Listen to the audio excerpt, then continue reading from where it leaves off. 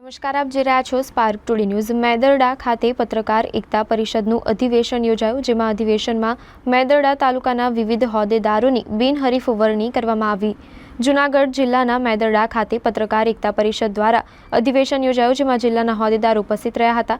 પત્રકાર એકતા પરિષદ ગુજરાતનું સૌથી મોટું અને વિશાળ સંગઠન, જે ગુજરાત રાજ્યના 33 જિલ્લા અને 252 તાલુકામાં કાર્યરત છે, ત્યારે આ સંગઠન સૌથી ઝડપી અને વિકાસના અનેક શિખરો સર કરી રહ્યું છે, જેનું શ્રેય ગુજરાત રાજ્યના એકતા પરિષદના પ્રમુખ લાભુભાઈ કાતરોડિયા અને તેમની ટીમના માર્ગદર્શન હેઠળ સંપૂર્ણ પત્રકાર એકતા પરિષદ કાર્યરત રહી નવી ઊંચાઈઓ સર કરી રહ્યું છે। ત્યારે આ પ્રક્રિયા માટે જૂનાગઢ જિલ્લા પત્રકાર એકતા પરિષદના પ્રમુખ વલ્લભભાઈ પરમાર, ઉપપ્રમુખ કેશવભાઈ બારોટ, ઝોન કોર્ડિનેટર 2 કમલેશભાઈ મહેતા અને અશોકભાઈ, રેણુકા કેશોદ, જિલ્લા મહામંત્રી જે.કે. કુરેશી, જૂનાગઢ શહેરના રીનાબેન દવે વગેરે ઉપસ્થિત રહ્યા હતા અને તમામ નિયુક્ત હોદ્દેદારોનું સન્માન કરી શુભેચ્છા પાઠવી હતી અને તમામ વરણીને આવકારેલ હતી।